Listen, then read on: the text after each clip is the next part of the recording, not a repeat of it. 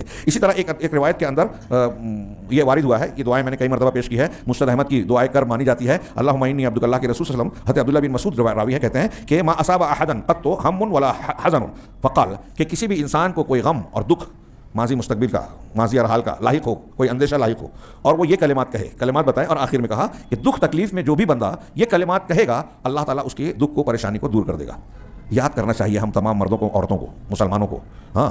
اور اس کے معنی و مفہوم کو سمجھ کر دل کی گہرائیوں سے جب ہم یہ دعا مانگیں گے, ہمارا کرب, ہماری پریشانیاں دور ہوگی. یہ نبی صلی اللہ علیہ وسلم کا, پیغمبر حق کا بتایا ہوا نسخہ ہے, اختیار کیا ہوا عمل اور سنت ہے. اللہ کے رسول صلی اللہ علیہ وسلم کو کلمات کیا بتائے, میں نے بتایا اس سے پہلے کئی مرتبہ, میں خود بیان کر چکا ہوں. اللہم انی عبدک وابن عبدک وابن امتک.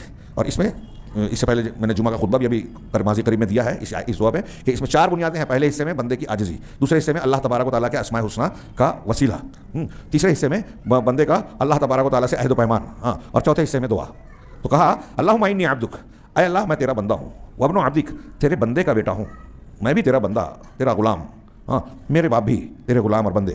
وابن امتک, اور تیری باندی کا بیٹا ہوں. ماں کو کہا ناصیتی بیدک, میری پیشانی تیرے ہاتھ میں ہے, ہاں, میری پیشانی, کائنات کی ہر چیز کی پیشانی اللہ کے ہاتھ میں ہے. وہ جو فیصلہ کرتا ہے کسی بھی مخلوق کے حق میں وہی نافذ ہوتا ہے. ناصیتی بیدک ماضٍ فی حکمک, ہاں, ماضٍ فی حکمک, میرے سلسلے میں تیرا ہی فیصلہ نافذ ہوتا ہے.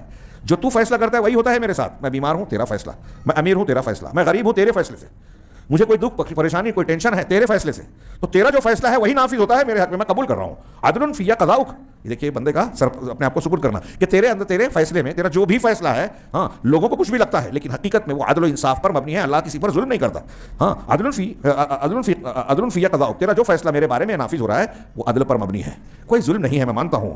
اب آگے, اب سوال کرنے سے پہلے ایک اور, یہ اس میں عاجزی آ گئی, اللہ تعالیٰ کے فیصلے پر رضامندی کا اظہار آ گیا کہ تیرا جو بھی فیصلہ ہے مجھے منظور. اب تیسری چیز, اسألک بکل اسم هو لک سمیت بہ نفسک, کہ میں تیرے ہر اس نام کے ذریعے سے تجھ سے دعا مانگتا ہوں, ہاں, سوال کر رہا ہوں جو تو نے خود اپنی ذات کا نام رکھا ہے. اللہ کا نام کسی دوسرے نے نہیں رکھا اور رکھ بھی نہیں سکتا, اللہ نے خود اختیار فرمایا. او علمتہ احدا من خلقک, یا تیرا وہ نام جو تو نے اپنی ذات کا رکھا, یا تیرا وہ نام جو تو نے اپنے بندوں میں سے, اپنی مخلوق میں سے کسی کو بھی سکھایا ہے, انبیاء کو, پیغمبروں کو, فرشتوں کو, ہاں, جو سکھایا ہے وہ نام, اس کے وسیلے سے میں تجھ سے مانگتا ہوں. او انزلتہ فی کتابک, یا جسے تو نے اپنی کتاب میں, قرآن میں, توریت انجیل یا کسی کتاب میں جو تو نے نازل فرمائی اس میں نازل کیا. او استأثرت بہ فی علم الغیب عندک, یا تیرا وہ نام جسے تو نے اپنے پاس غیب کے علم میں رکھنے کو ترجیح دی ہے.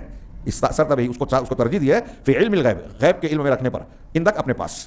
اس جملے سے کیا معلوم ہوا کہ اللہ کے بہت سے نام ایسے ہیں جو نہ کسی کو اللہ نے بتائے ہیں, نہ کسی کتاب میں اتارے ہیں, بلکہ وہ صرف اللہ جانتا ہے.